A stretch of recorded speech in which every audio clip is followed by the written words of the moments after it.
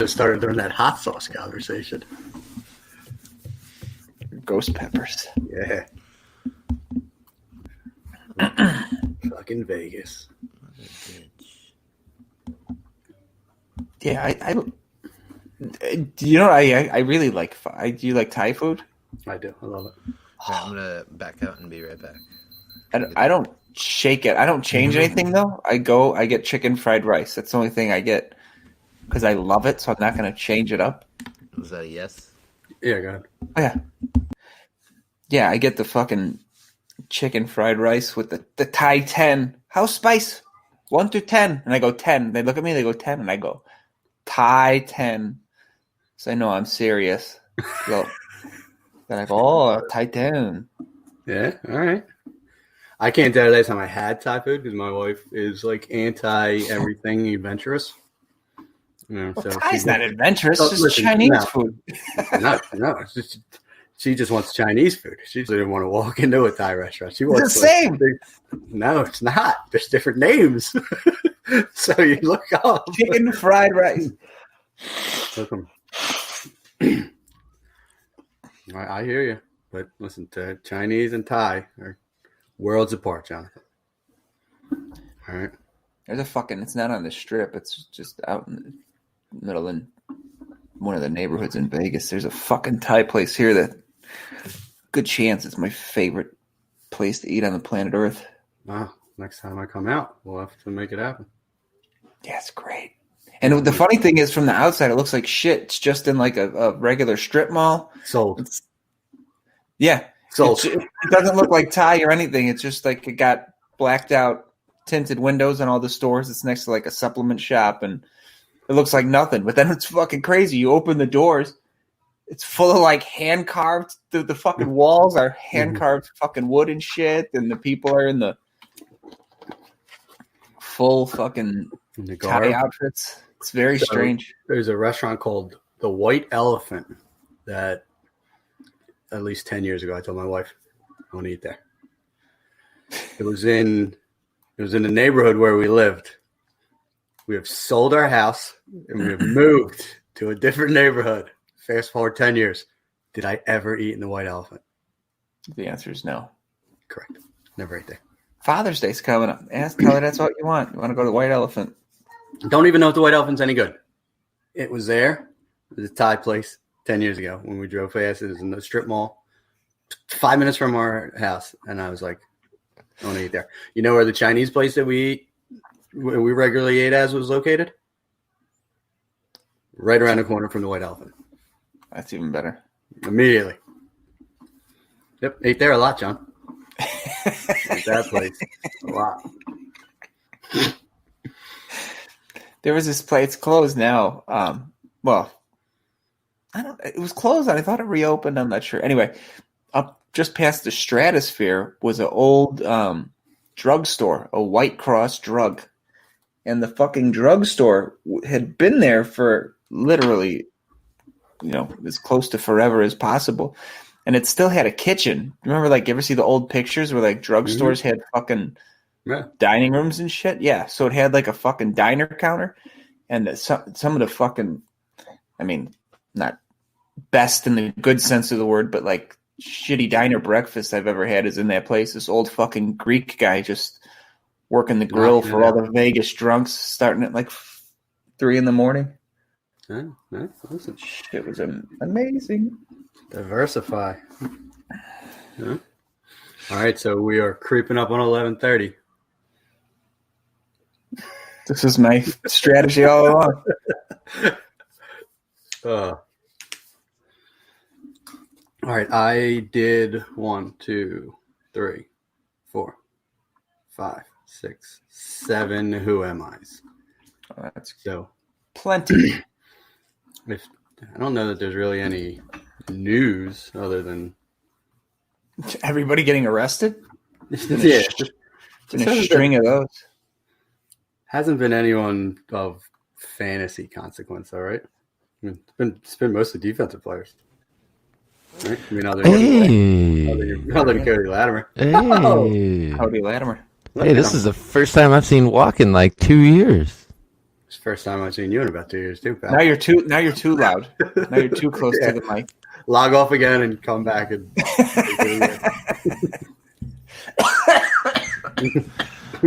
Am I too loud now? No, you're good. Sounds normal. That's normal? It's been a while. I've been fucked with the treble on my headphones. All right. So, Burke, just so you know, John's plan all along was to have you ready to go at 8:30 in the morning. And look, they're a minute early. You're early. Early, yeah. We got here. I told John I did 7 Who Am I's, and we can do a little talking about people getting arrested and maybe discussing some of the most recent news in Twitter. It's like Brady practicing with teammates and the Rams getting endless streams of money. Taysom Hill's going to be starting quarterback in New Orleans after Breeze retires. I didn't see that. Is that what they said? This morning, man. Jay Glazer. Taysom Hill will be the guy. As someone who held Taysom Hill for years, just to plug if I needed him, and then started cutting him last year, the developments since I cut him have made me quite sick.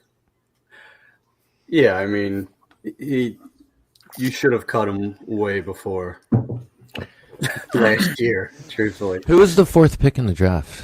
I can't remember. In this draft? Just the NFL. Andrew draft. Thomas. The lineman? Offensive tackle? That was 4, right? It was an offensive lineman, I remember. Yeah, the Giants. Yeah. Chase Young, Okuda, Andrew Thomas. Gotcha. And then I would have to look and see who went. I don't even know who went 5, to be honest with you. I'm trying to think off the top of my head. If you could tell me the team, I could tell you who 5 they was Tua to the Dolphins. I do know who 5 was. picked. 6 was Then yeah, tell me the team, I'll tell you the player. But no Chargers for Herbert went 6. Herbert won Herbert, yeah. A Bear. All right. Burke, since you are back, technically a guest on this podcast. You know, Yeah. Way back in.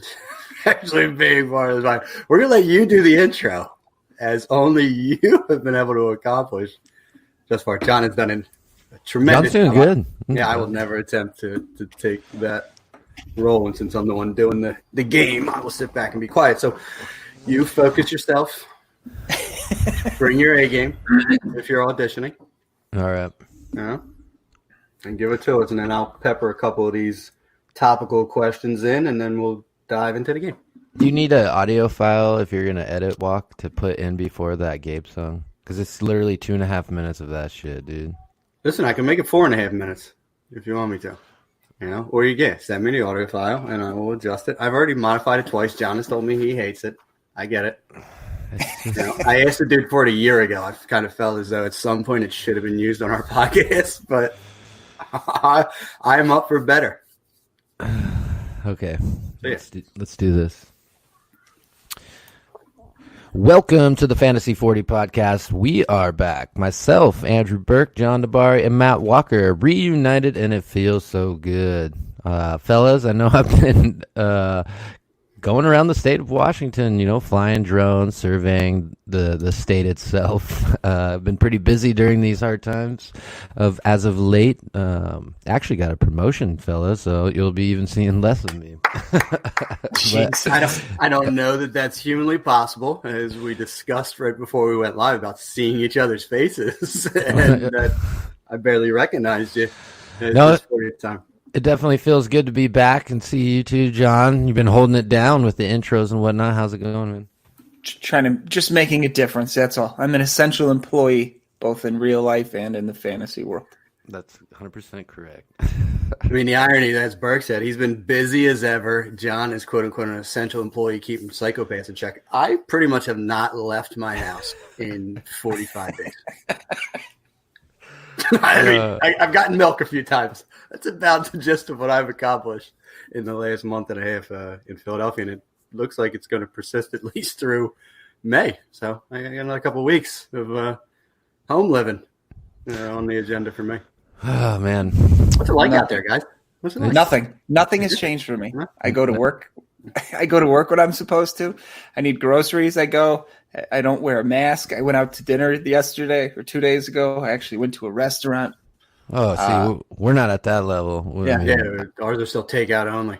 I live in Washington, and we'll be the last one to shut down. No, fucking... Yeah, PA hasn't been any better with New York and New Jersey just like lingering up there is like hot. That is like Eastern Pennsylvania. We're still red. We're boy, we might have to we might have to release a Corona edition where we discuss the virus and what has happened over these last few months and what our opinions are. But today, Walk, here you got a game for us. What's going down?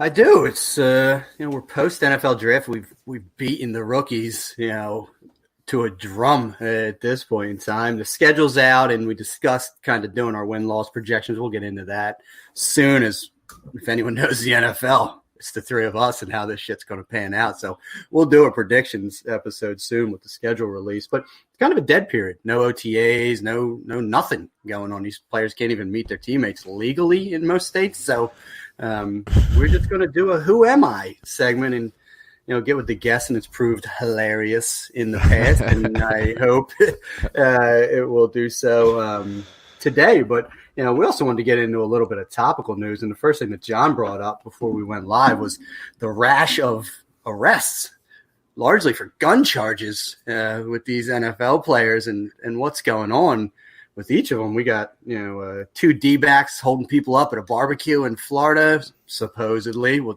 supposedly everything. Cody Latimer shooting up houses in Colorado. Ed Oliver illegally toting guns and wherever the hell he was. I'm going to assume Houston. Is this just a byproduct of cabin fever? No structure? Cabin fever. You guys said you can't find a place to go out to eat. These guys managed to find, $700,000 card games, and you go there. It doesn't go your way. You pull a fucking gun. Who was that? That was the guys in Florida. That was a card game. I didn't know. I thought it was a barbecue. I actually thought I read it was a barbecue. Are you sure it wasn't Domino's? Maybe slapping them at a barbecue, but it was a card game, and they allegedly were there the previous week and lost $700,000. So they went back for another round. An argument ensued, and they proceeded to rob everyone and take their watches. Who was it? That was DeAndre Baker and Quentin Dunbar. Yes. Recent signee of the Seahawks. Oh, that's right. That's right. He's supposed to be holding down that other cornerback spot, not holding up card games in South Florida. So you know what I mean? I live in Washington. There's not too many places you can go in a back alley, throw some dice, and play some cards. So, you let those guys out of Seattle down in Miami, maybe they just couldn't control themselves and watch too much Scarface or something. But I just think it's all a product. Most of these dudes don't come from the best of spots coming out of high school and college. You give them some money and, no guidance. Just hand them a check. This is bound to happen, so it's going to happen every year. I'm just glad so far no Cowboys are shooting anybody up and, doing some punching people out. I said to John, this is a fantasy football podcast, and no one really of consequence has got clipped yet, and knock on wood, and hopefully it stays that way. It's mostly defensive players and irrelevant fifth wide receivers for the New York Giants. So, let's keep it that way, but still it's a little strange, the ongoings of some of these individuals, but we'll try and get on to some more positive news about hearing Tom Brady's already throwing with his Tampa Bay teammates down there in South Florida. It seems like Tom Brady just do whatever the fuck he wants. He's just walking in random houses in Tampa Bay. He can put together these, throwing sessions and he's loving it. He's playing golf with Tiger and Phil this weekend. Tom Brady is above the law. Tom Brady is Phil McCracken from Kingpin. You got to be in the right state. That's all. Florida, you could do whatever the fuck you want. Florida, Texas, Arizona.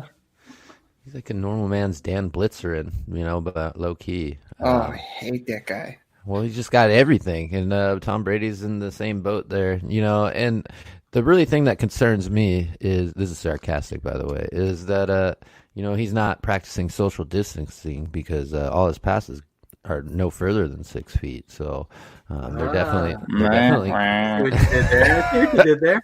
they're definitely close. So, everyone's thinking, well, let's turn this to fantasy real quick because I want to talk about that wide receiver group in Tampa before we move on. Is what is his name? Scott Miller. Everyone seems to be on that train right now. How you guys feel about that, dude? Well, he goes by Scotty Miller, so I already don't like him. I mean, I just automatically disqualify. He's a grown man going by Scotty at this point in time. I'm still team Justin Watson or Tyler Johnson. I'm not ever going to believe in someone named Scotty Miller, but that's just personal bias. I don't know. I shrug. I think that whole I don't have a high upside, especially for Mike Evans. I think he's the big loser. I wrote a thing about it for DLF. I just average depth of target, getting force-fed all that volume. I think Mike Evans comes out of this the big loser. Godwin, if he's going to be out of the slot predominantly, he's going to be the big winner.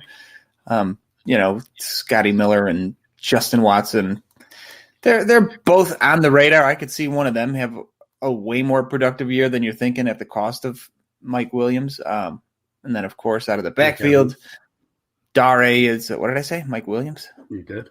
Ugh.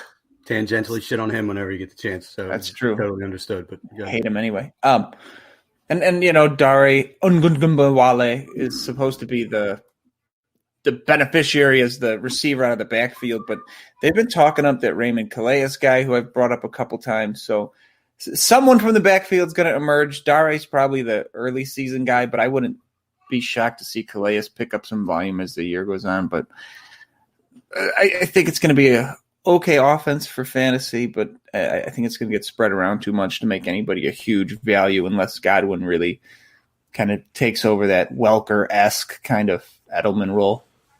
What I found is most interesting about the post was the individuals reportedly in attendance were center Ryan Johnson, the aforementioned Scotty Miller, Cameron Brate, Daria Gumbawale, O.J. Howard, and Mike Evans. Also the backups. Why they were there, I don't know. Blaine Gabbard and Ryan Griffin were just seeing how the sausage was made. But the people that weren't in attendance of note were Rob Gronkowski and Chris Godwin.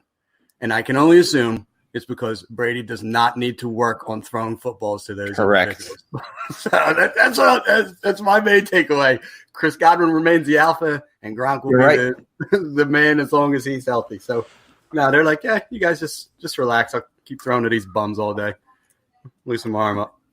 Talk about probably one of the most overdrafted teams in the redraft season. I can't wait to see how that's going to shape out in home leagues and stuff. Watching all these Buccaneers going off the board one by one. They're going to be hot tickets. I mean, we'll abstain from the Ronald Jones, Keyshawn Vaughn, Dario Gumbawale, Calais debate because it could be a disaster as far as that backfield is concerned, where none of them gets more than like 30 or 40% of the work. But let's quick transition, and we got two more quarterbacks that I wanted to talk about that were topical before we get into this game. And the second was another old quarterback that had video of him throwing to his receivers, and that was Big Yeti Ben Roethlisberger and shaving his face and beard as if we gave a shit about his grooming habits that he wasn't going to do either until he could throw again. But a quick video of him throwing to Juju, your boy Switzer Burke,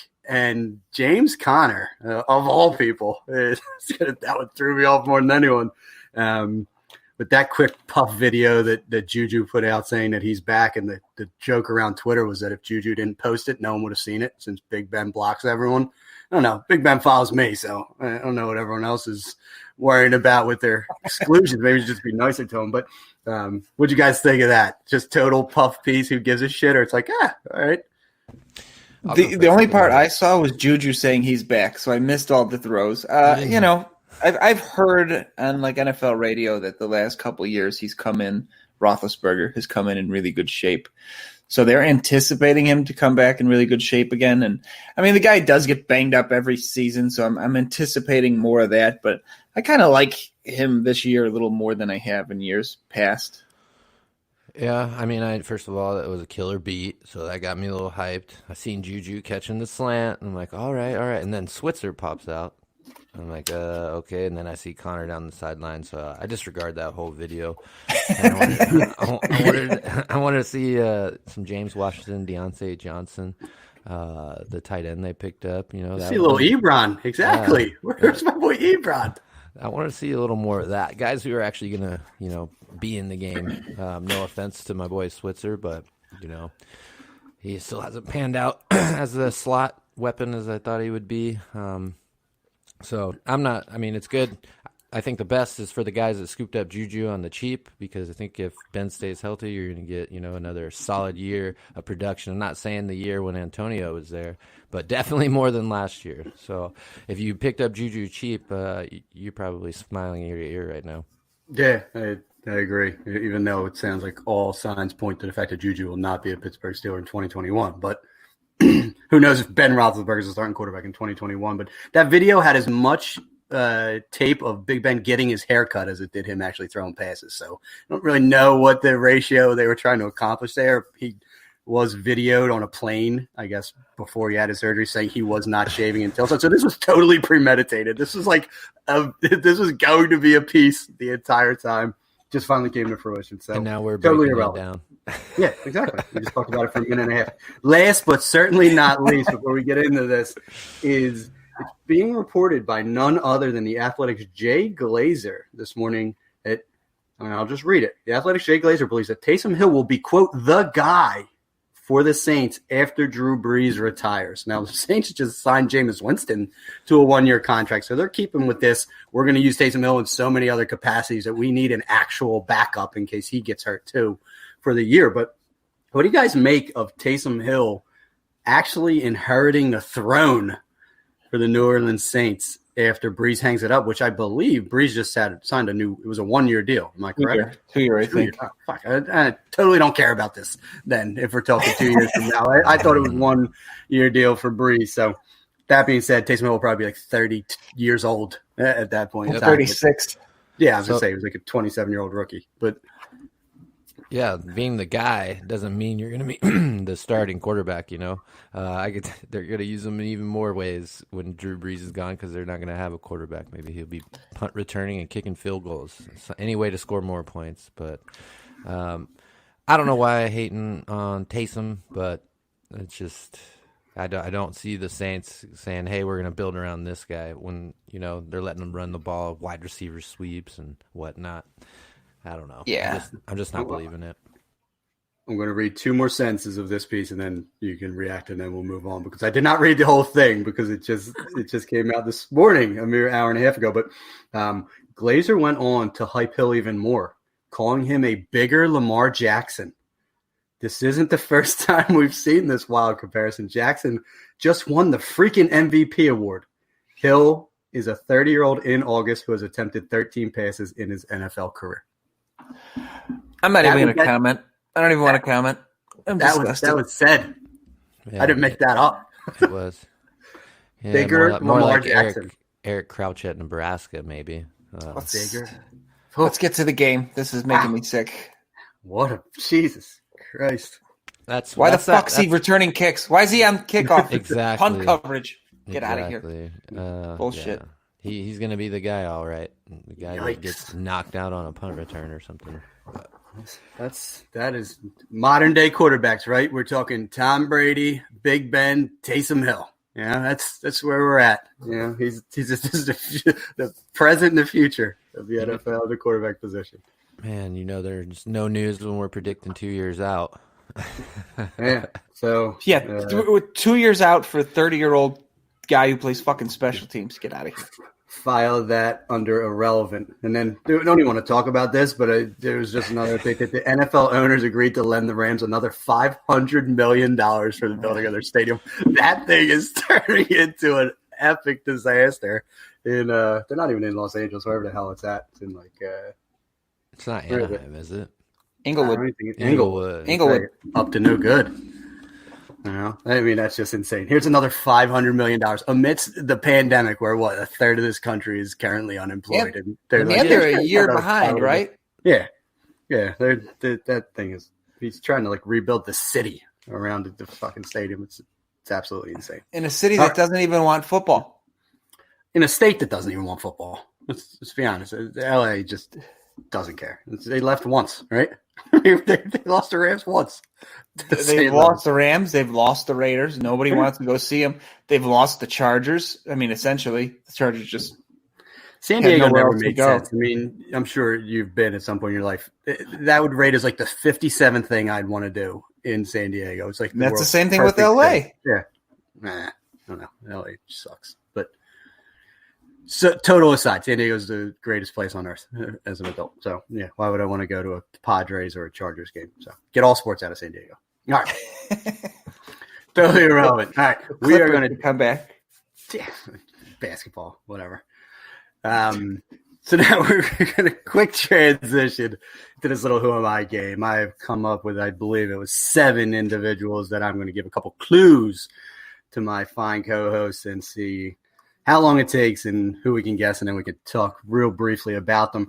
Truth be told, the first 4 I came up with about a month ago when we were supposed to do this game, so they were a little more topical at the time, but we were still going to use these guys, and then I added a few more recent guys to the agenda. So, first in the Who Am I game is I was the 20th overall pick in the 2014 NFL Draft. Uh-oh.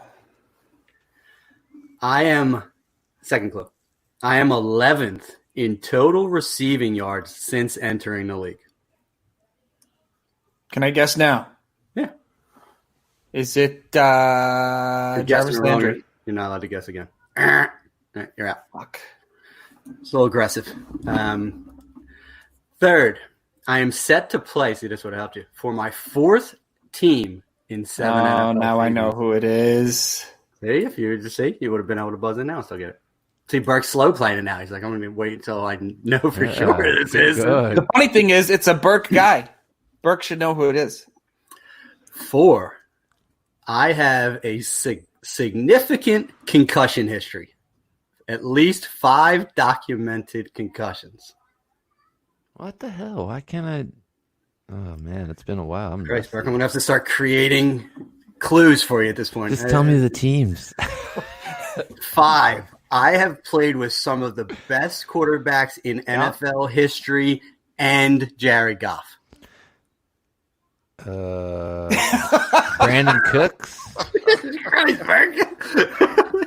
Ding, ding, ding, ding, ding, ding, ding. I did it. That's not my guy. You threw me off there. Were you trying to trick me? Oh, you liked him. I don't You did like it there with the Brandon Rams. Cooks. Maybe with the Rams, so he ran around, got his head knocked off. That's the end of him. I was waiting for the last clue to be my name rhymes with Jandon Books. I'm going to save that one for later if I need to break it out. But I like taking a shot at Jared Goff in the midst of all this, especially now that he is with Deshaun Watson. And this was, hey, he got traded to the Houston Texans to fill the Gotcha. void left by DeAndre Hopkins. So I was actually kind of surprised as to, and I guess I shouldn't be surprised that he's 11th in yards since entering the league because he's just, I hate him. I just never have liked him. I don't want him anywhere. There's no appeal. Someone offered me a second round I had an early second round pick and someone offered me Brandon Cooks for it. And I was like, no, I don't want him. I know it's not the right decision, but I just don't like Brandon Cooks. So thought he was a good jumping off point for this game, but as a top 11 guy in yards since 2014. Yeah. Wonder what Jarvis Landry is. Yeah. What do you think he is? Total yards. Think he's more than Cooks? Yes, gotta be. I don't have the list in front of me. It probably wouldn't be that difficult By to go on old sheer volume alone. Sorry for throwing that off. I'm curious now. When John was just like, No, Landry's got to be up there. Just sheer volume. And he's even been productive when he got to Cleveland, too. He has to have more yards than I guess he was the only guy Cooks. in Miami, if you discount Devontae Parker Yeah. for all those years, too. And like I said, he did fine when he got to Cleveland, too. Landry's probably – I would bet Landry's damn close to top 5 over the last 6 years. You guys are doing a great job in Killing time. killing time as I try and get these results. Our statistician is no longer with us. We had to send Our him stats home department has been shut down. during this pandemic, so Walk's doing all the legwork here. You got to hate when you actually hit the wrong search criteria and then you have to go back because it defaults to the single season. Oh, I was going to say, then a bunch of naked ladies pop up. Well, what was Cook's career yardage? I didn't write his yardage. saw that and I walked away from it. All right, let's see. Landry's at Hold on. 6,100. How about you just put it in the old episode notes, Walk, for those that they can read about it. He's not giving up. Nope. This is where we're at now.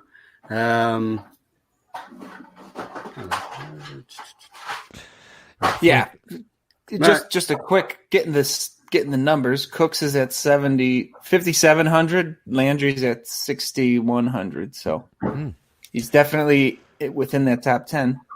And with his concussions, missing time here and there, that's kind of I didn't think it would be that close. Yeah, so good job, John. Way to figure that out, because I was destroying the search criteria in Pro Football Reference trying to figure that out and still wasn't able to get an answer. So, all right, we know it's more. Is he a wide receiver 1 in Houston this year? Nope. Is he a top 20 wide receiver in Houston this year? Yeah, sure. I put him in a 15 and 20.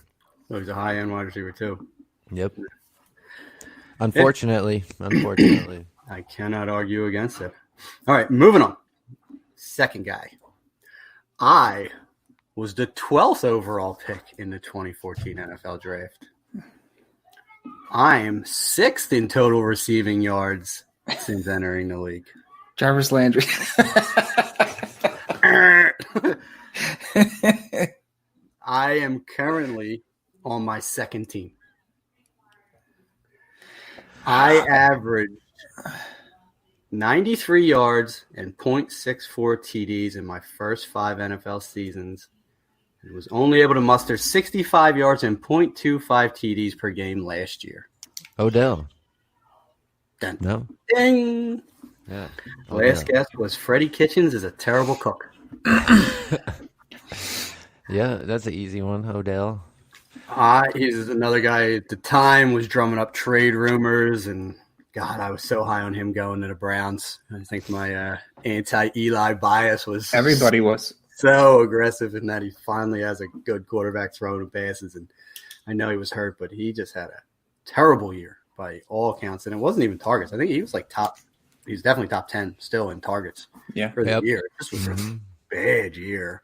And now you're reading he had core muscle surgery and he's back and he's going to destroy the league and he's ready to do all this and that. And I'm like, okay, well, you still have the aforementioned Jarvis Landry there. You just brought in Hooper. You still have Njoku there. You still have backs that you want to throw to. And you're bringing in a coach whose scheme seemed quite run heavy in his time in Minnesota with those backs. So have the days of Odell Beckham challenging for like wide receiver 1 overall come and gone? I will give it one more season. It's definitely the potential to fall off the cliff is on the horizon. But, you'd mentioned the injuries, maybe another season, kind of getting on the same page with Baker, despite bringing in a new offense. I'm willing, and like you said, the targets were there. He just didn't do much with them last year. So I'm willing to hold out hope for one more season. If he puts up a similar stat line to last year, then I'm definitely bumping him down a bit. But, I mean, we've seen it. The upside is there. Somehow with the targets last year, it didn't happen, whether that was a product of just Kitchens or the overhype with that team or whatever was going on. But if he could come out healthy this year and actually do something with those targets, I will – I mean, he's going to be in that, top tier of wide receiver conversation. But if he kind of falls off the cliff, which is certainly possible, he's not as bad as Brandon Cooks, but he's fallen down in that territory. Yeah, my two things is Dynasty, ODB, or whatever you want to call him, has just been one of the hardest dudes ever to acquire. Everyone wants third plus, 3 firsts, I meant, plus whatever else on top of it. And they never seem to let go. So their window is gone to sell high, but I don't know. I'm not off of them in redraft, definitely, especially if you're at the beginning of the second round, middle. I'm scooping them up, but this is, like John said earlier, the last year. I think his jersey sales are going to go down and everything. His whole market, and for someone like Odell, that can also affect his game because he's so egocentric. So if he's not bringing in the dollars, the high commercials, all that good stuff. We could see the crash of Odell Beckham very soon if he doesn't have a good year. Yeah, Odell Beckham was wide receiver 25 in PPR leagues last year, and he played 16 games. Yeah. He had 133 targets. So do they count targets whenever Baker's running around and Odell's posted up on the sideline and it goes 10 feet over his head? Does that count as a target? It depends who does it. This is FF today, so there could be variance between PFF, I think, is the most accurate. Like, I think most people that chart targets, if the quarterback's out of the pocket and just throws it to the sideline and you happen to be the closest receiver, most places count that as a target. PFF goes back through it, and if it's a throwaway, they don't count the targets. So, a quarterback can have, whatever, we'll say 30 attempts in a game, but if you tally up the targets, it's only 24, if that makes sense. So they don't count throwaways and then bullshit. Because Baker didn't have a good year, kind of screwed me in the old fishbowl, taking him so early. Yeah, well, listen, I took Beckham in that same fishbowl, assuming he was going to explode. Beckham was 12th in targets. So he was top 12 in targets, and he couldn't muster a top 24 PPR season. Bad. That is not a good combination. Jarvis did more with less. Well, Jarvis had 138 targets. So he actually out-targeted him, but he got the touchdowns. Did more with more. Yes. He had 6 to Beckham's 4, and was able to put together more yards. But yeah, Beckham, 27 years old, so he doesn't have a lot left of those peak performance years. So he better do it this year. But I agree with you; he's probably going to fall to value in redraft last year. So that was Beckham. Moving on. I'm 2 for 2, John. 2 for 2 here. This is true. We're cleaning your clock right now, John. I went 0-2 with 2 Landry guesses. You could have still guessed after Landry. I was kidding. I know that was a joke, yeah. Oh, I didn't think you were joking. I was selected 10th overall in the 2015 NFL Draft. I am currently on my 2nd NFL team. Since entering the league, I have the same number of rushing touchdowns as Le'Veon Bell and Melvin Gordon combined. It's not a second team. Wasn't Fournette 8 that draft, John? Everyone is scared to death of me, and I was the RB14 in PPR leagues last year. Is it Damian Williams? Fuck. 10th overall. Yeah. I didn't. I missed. I made a mistake. I have only missed 7 games in 5 NFL seasons. Oh my gosh, this is a tough one. Because Fournette was 8 that year, wasn't he? He was 4th. Fournette was not drafted in 2015. And he was drafted in 2017. There we go. Geez, I got the years. 15? That's the year before his season. My name rhymes. Oh no. And it's a running back, huh? I gave you the rushing TDs. Obviously, that's a big number. The rushing TD total is 58. Holy shit. That's 10 point something a year. Oh, this is a good one. I thought it was pretty obvious. But again, I wrote it. Just think, at the time it was topical too. Just think of the other guys. And this was like a month ago. As a topical guy. He's on his 2nd NFL team. It's not Mark Ingram, is it? Oh, that's been around longer than that, but that's not. My name rhymes with Rodd Burley. Oh. Todd Gurley. Damn. Now with the Atlanta Falcons, his 2nd NFL team. I thought he was earlier than 10th. You threw me off with everyone's scared of me. Who's scared of Todd Gurley? Everybody. Listen, everyone's you haven't been on Twitter? The world's ending. Todd Gurley's not relevant anymore. The days are done. No one wants him. Oh, I thought you meant defenders, like when he's coming downhill. No, I should have said dynasty owners are scared to death. Yeah, you got me there. Okay. All right, that was a good one. All right, we both missed. Disrespect to Rodd Burley. I like that. That's what we should start naming him. All right. No more I Rodd Burley. was the 73rd pick in the third round of the 2016 NFL draft. These draft things aren't really supposed to help you. It's supposed to be a foundation layer so you can tell how old they are. If you really know what pick guys were in the round they were drafted in the year, kudos to you. I did not exceed 173 touches in any season until last year. Last year, I was the RB 17 in PPR leagues. I was moved at the trade deadline for a conditional draft pick. Oh, I know who this is. Is it Mr. Kenyon Drake? Ding, ding, ding, ding, ding. Clue 4 was Adam Gase obviously hates me. That could be fucking anybody. Yeah, I mean, that's what it was for. It wasn't going to be the dead giveaway, but lightly used in 3 seasons in Miami, goes and just explodes down the stretch with the Cardinals, and now he is the unquestioned lead back in Arizona. How you guys feeling about Kenyon Drake? I've never been a Drake guy. Obviously, he did well in that system with the man of the immaculate Scottsdale home, Cliff Kingsbury. I mean, Gecko? the upsides, huh? Gordon Gecko? Yes. Yeah. He should see some decent volume there. They obviously liked him. They kept him there. What was he, sign a restricted free agent tender or something? So he's got another couple. Was it 1 year or 2 year thing? It's 1 year, but it's like $8 million, whatever. Yeah. Whatever they. So they're going to give him. It's good money. Yeah, they're going to give him a chance to be the guy there. Do I think it's him or the system? I personally think it's the system over him. But that being said, we've seen quarterbacks and other people produce as a result of the system. There's no reason he can't.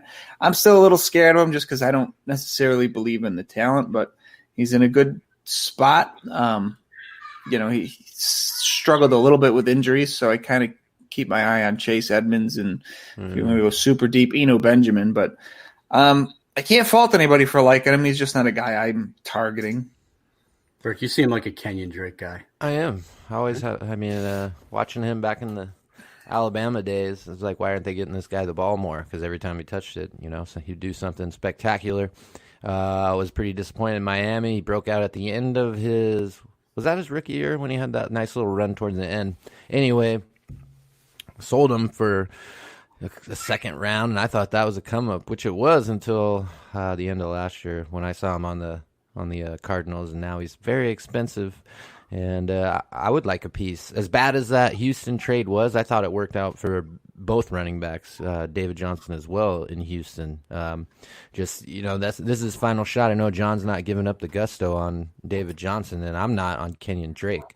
I think it's kind of, what do you want to say, disrespectful to throw Chase Edmonds' name in with Mr. Drake right now, just because I think they loaded up on offense, obviously, in Arizona with that trade, getting DeAndre Hopkins, and they could be just a fast-paced, get down the field as quick as they can team, and I think Kenyon Drake fits that script. So I agree with the system part of it, but I think he has talent as well. He's not just a system guy for sure. Yeah, I go above replacement level talent, but everyone is pumping up that scheme, and you saw Chase Edmonds came in and produced, week winning totals as well. I mean, what was it, like 4 rushing touchdowns against the Giants in spot duty? It's just he's not meant to handle a big workload. So I agree. Kenyon Drake's getting the vast majority of the work there, and if you still have him, you have yourself an RB1. Yeah, it's pretty exciting. Would you guys? Obviously, I know John would, but Fournette for Drake, that seems about even right now, straight up. John talks a big Fournette game, but he actually isn't a Fournette fan. He's mad because I wouldn't take his trade. I offered him every trade known to man to give him Fournette, and he refused. Infinity? In my defense, no. Another a different league where I punted the startup last year completely. My team was trash on purpose, dead last, and I amassed a ton of picks for this year. So I got several offers to trade a bunch of my picks for a couple of good players. Wall kept throwing me Fournette for a package of picks, but I needed volume players. One guy wasn't going to help that team, so I had to keep plugging away with my strategy from last year. A little trade and info there for you guys. Yeah, and while John quote unquote punted and was dead last, I won the league last year. Did you? I didn't know you won it. With Ryan Tannehill as my only viable quarterback in a 2 QB league. So take that, haters, and I'll still trade you Leonard Fournette. So Ooh, we'll have to get to that later. All right, getting back to it. I was a 3rd round pick. I don't have the draft slot of every one of these guys. 3rd round pick, good capital, day 2 in the 2017 NFL draft. My targets, receptions, yards, and TDs have increased in each of my 3 NFL seasons. My team finally cut the cord on the veterans standing in my way of consistent playing time. I was tight end 19 in PPR leagues last year, even though I was 31st in targets at the position.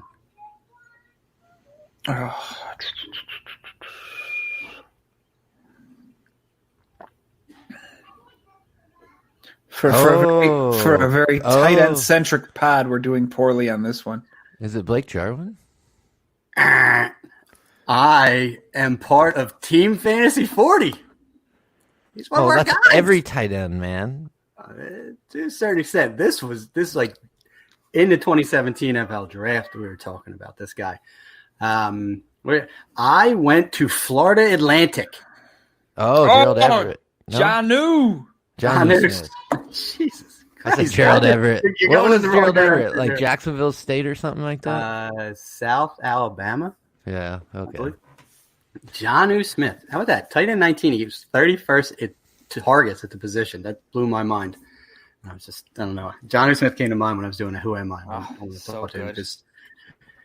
He has tremendous breakout potential. I mean, that dude is just a freaky athlete, and the way it looks like Tennessee wants to win, it's not going to be volume. So he's going to go crazy this year.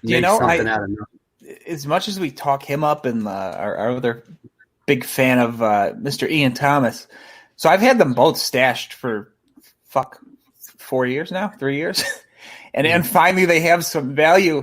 I've actually, as much as I had them and just held them and did nothing with them, I've been able to flip both of them in a couple leagues. I mentioned this probably a couple months ago, but someone traded me John Smith. I had Smith and Ian Thomas, and I traded both of them plus a middling pick, nothing special, for A.J. Brown. Oh, Jesus. Yep. So, yeah, stashing these tight ends we've been high on for years have actually paid off. I've been able to reap some decent rewards in return for them. Now, the irony of that is you traded on promise. These guys is broken out yet. I mean, they haven't had the chance to. They were stuck behind Greg Olsen and fucking Delaney Walker, like two of the war horses at a tight end position. That they got drafted, and now both are finally getting turned loose to see what they can be. I'm going to ask you guys, you guys and the listeners, has anyone else received numerous Greg Olsen offers where these guys just keep trying to trade you a Greg Olsen? I think in every one of my dynasty leagues, I've gotten a Greg Olsen trade offer. For what, though? What are you getting in return? Or what are you giving up? 3rd round picks or something like that. I would do it. If you need a tight end, this is a terrible this is a bad rookie tight end group. Well, rookies. If I needed a tight end for this season, who are you taking in the end of the 3rd?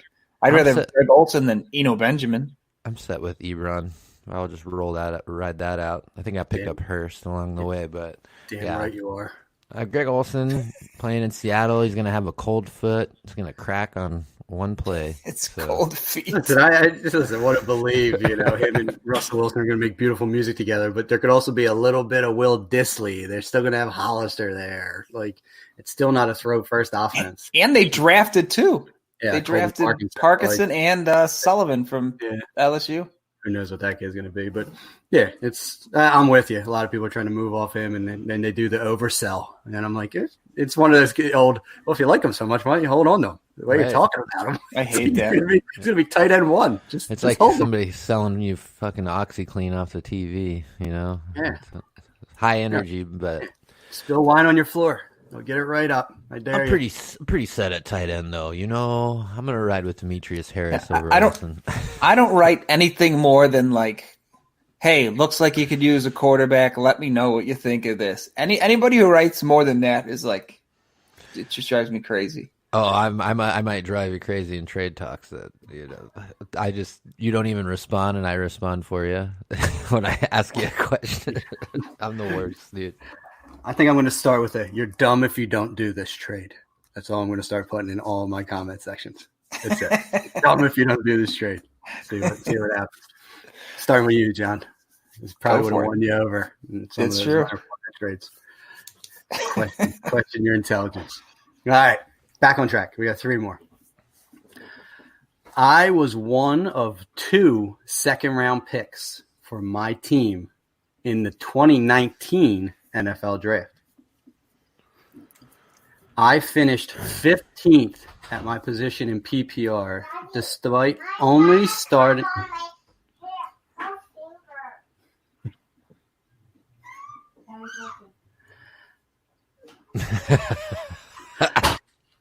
Daddy's working. No. Sorry. I finished 15th at my position in PPR, despite only starting 11 games. I was 7th at the running back position in receiving yards, despite being tied for 13th in targets. My team did not draft anyone at my position in the 2020 NFL Draft.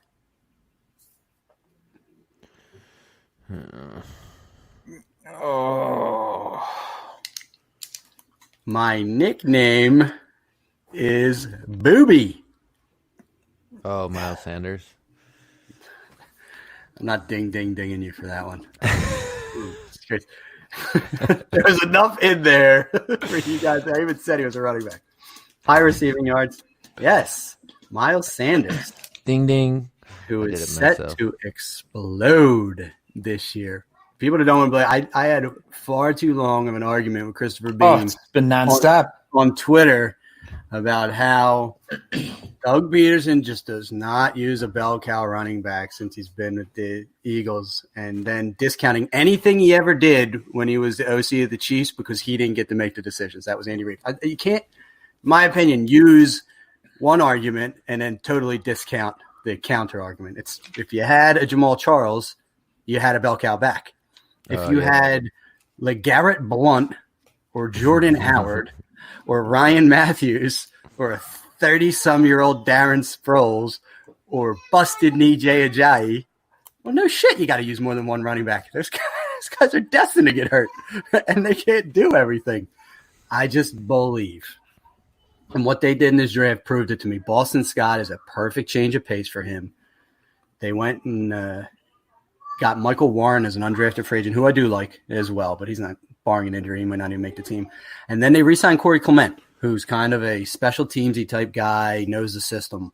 They are going all in on Miles Sanders this year, and I would be shocked if he does not see 300-plus total touches. And if he gets 300 touches in this Eagles offense, he is a top 5 running back in PPR. As someone who just likes chaos, I don't even care which way it goes. I just like to see half the people be wrong. So for your sake, I hope you're right. For the sake of entertainment and the podcast, I hope you're wrong. Yeah, fair enough. I don't begrudge you. I mean, and I don't know if this qualifies, but he could end up being this year's Chris Godwin for me, where it's just I'm willing to fight anyone on Miles Sanders, and I just won't budge. I won't listen to any reason. I won't listen to any alternate theories about what could happen. I will just be so steadfast in my opinion that it will come to reality when this is all said and done. Much as when I said Chris Godwin will be the wide receiver 1 in Tampa, and he'll be a wide receiver 1 overall. That's like my old McCaffrey fantasy futures a couple years back. I was like, this dude's number one. You're going to be taken. Look at him now. Look at I him. think you went with 100 catches, and I think that's where you lost me, and you were right. Sold him short. Undersold. All right, Miles Sanders. Amazing. I love him. All right. I couldn't jump in as the Eagles talk. I'm good on that. Let's go with the last one, second to last, and save this other one for the end. Chris Godwin. I was. Exactly. Ding, ding. I was the 14th overall pick in the 2015 NFL Draft. I scored a total of 9 touchdowns in my first 4 seasons in the NFL, which was in 54 games. I exploded for a 72, 1202, 9 stat line in 2019. Doubled my touchdown production in 2019. Adam Gase obviously hates me. That makes it harder now. Fuck. Gase hates everybody. Devontae Parker? Parker, right? Yeah, ding, ding, ding, ding. The 5th-year breakout of Devontae Parker in Miami. I was really close to saying Robbie Anderson, but How he's not close that was old. this dude to washing out of the league? Like, he was never terrible. You know, he just never returned that 14th overall value. Like, I other don't think he was. lesser-knowns have just, like, been cast aside. Laquan Treadwell is just like, why Shit, stay in Miami. Leonte Carew. Yeah, I mean, it's just that he hung on enough to Isaiah Ford's still there, too. Yeah, to get to this point and post a monster line with our boy Ryan Fitzpatrick in 2019. So, how do you guys feel about Devontae Parker? You know, it's funny you mentioned Beckham and his trade value and all that. My one oldest dynasty league I'm in, I had Beckham since his rookie year. And the best offer I've ever got for him was like 2 years ago. It was 2 firsts and Devontae Parker. And I was like, oh, I don't want anything to do with Parker. And it's funny that last year that would have been 2 years later, it would have been the smart move. But who would have seen that coming? Yeah, I picked up an orphan league, I think, after Devontae Parker's rookie year and immediately flipped him for Sammy Watkins. I gave up like a little bit more. And I was like over the moon. Like, got out from under that bum. They got my boy Sammy Watkins set to explode. Like you said, fast forward to 2019. And you're like, well, I was wrong about that one. I don't think when you said you discredited Parker's value, I don't think it has. I mean, obviously within the dynasty and redraft community, it has until this last year. But, I mean, every year we do our little OTA reports, before we start the show. And I think Devontae Parker is probably one of the only guys that gets nothing but positive news every year, year in, year out. In the facility, first one to leave, last one out. He looks like a monster. Put on 10 pounds of muscle. I mean, every year it's something new about this guy, and he finally panned out. Finally cut out fast food. Committed to doesn't smoke a pack a day anymore. The thing with him, and we beat the shit out of this guy as frequently as possible.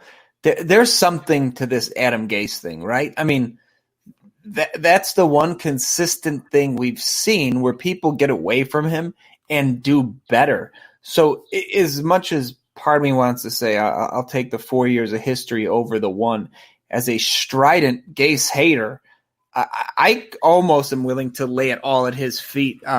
If he comes out and has a monster, not even monster year, if he puts up even slightly less than last year, let's say he catches 60 balls for 907 touchdowns, that's not a bad year either.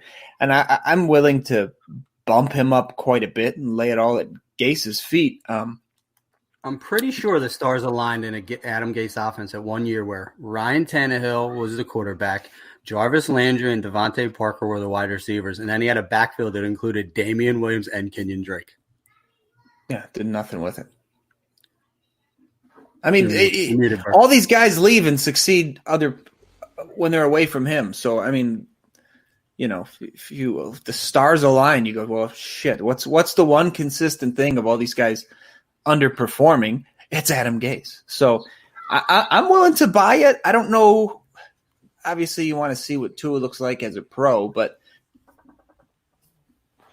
could part of it have been just Ryan Fitzpatrick being a madman, chucking the ball all over? He don't give a shit, dude. Just that dude throws YOLO balls, but you're seeing it with the Jets now. He's basically doing the same thing all over again. He's trying to minimize Le'Veon Bell. He lets Robbie Anderson go. He's stunting Sam Darnold's growth. He clearly hates Chris Herndon. Like, the dude just he wants to marginalize talent. Like, he wants to be it seems like the new Chip Kelly, where he wants it to all be about him and his system and not about talented players. He should be like a high school coach in Texas or something. It's very fascinating to see it happen. He's a unique individual, and I blame a lot of fantasy ills lay right on his feet. So he's the worst. Yep. All right, the last and certainly not least who am I on here I was a first round pick in the 2017 NFL draft. I have what pick he was. I'm not going to tell you because I feel like you guess it if I tell you. I was wide receiver 64 in PPR last year. Corey Davis? Ding. You didn't even let me get the I was going to write 5th overall. I'm reading the next two, and then, John, you can chime in. I am an utter disappointment. Yet 2/3 of the Fantasy 40 still will not give up on me. Last, I hate A.J. Brown. Yeah, I knew it right when you. That was my favorite one. I wrote it this morning. I'm like, I got to add a little bit of color to this one. Corey Davis. Dead? Is he dead? Well, it's the same situation as Devontae last year, right? I mean, we just talked about a guy with a 5th-year breakout, so he's not dead yet, especially with that draft capital. What is he? This is year 4 is he going into, correct? Yeah. And they did not pick up his 5th-year option, so even if he disappoints this year, given his draft capital, and a lot of people loved him coming out, I suspect he'll land with another team next year. If you're looking to pull the plug, I totally understand. I'm not as big of a Corey Davis fan as I am. I don't begrudge anyone who's going to be like, I got to get out from under this guy. I would like to see him in another system with another team maybe next year, but he also wasn't. Don't do it. He hasn't been good, but he hasn't been terrible. I mean, he's been serviceable. If you're depending on him to be a plug-and-play guy every week, you've been sadly misled so far. But I'm keeping my fingers crossed, pinch my nose, and hope to see it happen. I'll go, with predictions is this might be, so they didn't pick up his option. He's pretty much got to lay it all out there. Not that he hasn't been, but with A.J. Brown's deep threat and the year he had last year, I could see teams starting to shift coverage over to Mr. Brown. And if Corey Davis, does his thing and Tannehill finds him, this could be a good year. If that's what the defense is planning on doing, and then you got Jonnu Smith. But he's definitely, I think, going to be 3rd in the pecking order for sure, behind those two. Just for the sake of bringing it up, Mike Clay's Corey Davis projections for 2020.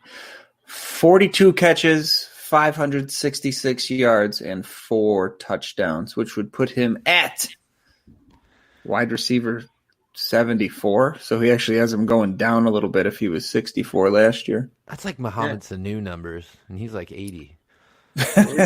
Corey Davis played in 15 games last year and turned 69 targets into 43 catches for 601 yards and 2 touchdowns. So Mike Clay didn't go out on too much of a limb. Did not. Giving him a couple more touchdowns for his 2020. And listen, he's one of these, if you've held on this long, you probably want to hold on for one more year because he is not going to be in Tennessee. He's going elsewhere. He just has to leave and try and reignite his flame somewhere else. And they're not going to throw the ball enough that he's going to give you anything this year. I think Clay is pretty spot on that he is a distant second in the pecking order. I mean, he'll probably get more targets than Jonnu Smith, but probably not by a lot. And they just really don't throw to Derrick Henry. So he'll get probably 100 targets, maybe. 90 targets. I think 100 is probably being aggressive. 80 to 90 targets. So maybe he can crack a 60 for 804 type year at the end of the day. But he's a wide receiver 4.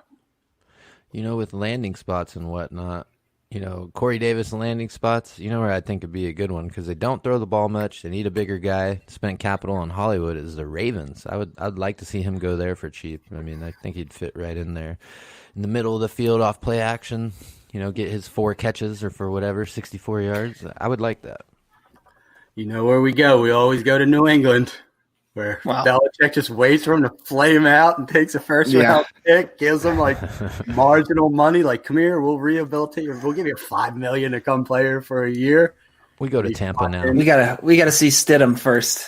Yeah, right across from N'Keal Harry because they got little else. Edelman will be gone a year from now, probably. Talk about being left in the dust, man. Brady hit up Gronk, and Edelman's like, "Yo, dude, you lose my number?" Listen, you'd actually have to pay New England for him a little bit more than whatever they gave up for Gronk to pay him money. Edelman's getting the new phone who dis reply from Brady. He's like, see the Scotty Miller kid? Yeah. Scotty, is that you? I got him. Julian who? He's got him wearing Edelman jerseys while he throws it to him. Putting on a fake beard and everything. Yeah, hey, Scotty, wear this jersey. Edelman and Welker are sitting in a church basement somewhere sipping coffee, remembering the time they were Tom's favorite. My name is Wes Welker. Yeah. Welcome to the club. I used to play slot for Brady. Disgruntled slot quarterbacks. That was a good game, Walk. I think we did okay, except for that first one. We got off a little shaky. Jonas Gray's in the basement with him. That'd be a fun one. The room of people that are Kevin Falk, Mike discharged. Gillisley. Yeah, just countless individuals. That's a guy that really fucked one of my Scott Chandler. Yeah, he's like, can we get a little higher roof in this basement? Remember when I was a thing for like 3 games? I was supposed to be the next Gronk. Tim White. What was the other big tight end that they had? Remember? He was a long-haired guy. Bennett, Martellus Bennett was. No, he's a white guy. He was a long-haired beast. white guy. I'll have to look that up. Got me on that one. But he's in the basement. We can find him. Yeah, we'll find him. All right. Well, that is the game. So Burke, take us out of here, buddy. Yeah, it was fun being back. Chatting with you guys. This is a good one to get back to because if you ask me about rookies, the only guy I'd know anything about at this point is CD Lamb. I knew it. Just studying the shit out of him, even though I couldn't get him in any spots. He went to pick before me in every single draft. Didn't matter where I was at. But, I mean, yeah, other than that, man, I'm ready to get the ball rolling. I don't know how much of a training camp and puff pieces we're going to get this year, and that's usually my time of the year where I really shine analyzing these wide open catches. So this is true. That's your wheelhouse, Bert. It is. I love seeing that come David up on Montgomery spinning out of 7 tackles. God, the Bears back there, I'm like, that's because he can't get away from anyone. He's not elusive, right? So hopefully we get to see some of that. But like I said, it was good to be back. I don't know what we got lined up next for you guys, but it's going to be good. So make sure you stay tuned. Download us, leave comments, subscribe on all platforms where podcasts are available. It's not iTunes anymore. It's just Apple Podcasts, Stitcher, Podbean. We're even on that little Spotify, everywhere. Pocket Cast is a new one that popped up. I didn't know we had anything on there. So make sure to follow us also at the Fantasy 40. Anything else? You nailed it like you never left. Yeah, I've been waiting for my turn. I tried to call in on the road, but going through these mountains, not good service. I'm glad to be in my studio, my house, recording with you guys again. So we'll shut it down there. From myself, Andrew Burke, John Dabari, and Matt Walker. We're back. The Fantasy 40. We never left. Peace. Woo! Woohoo! Beautiful. I don't like closing on that Corey Davis hate. That hurts my soul. Yep, that's why I flipped him. Did you see how quick I got that one? Yeah. I let that linger out there a little bit, too. I was a first-round pick, and I sucked. I wanted to get to the other ones. They were the two fun clues that I gave. I like the old what was it? Rodd Burley. Rodd Burley. That's gonna be one of my team names, dude. I think that might just be the name of the podcast. Rodd Burley. Good morning, San Diego. I am Rodd Burley? Question mark. Here it is. We just did it. Episode name. Get in my belly. Rodd Burley it is. Yes. All right, and this sucker. Who is Rodd Burley? The Fantasy 15. Hey, hit end on this thing, Johnny. End.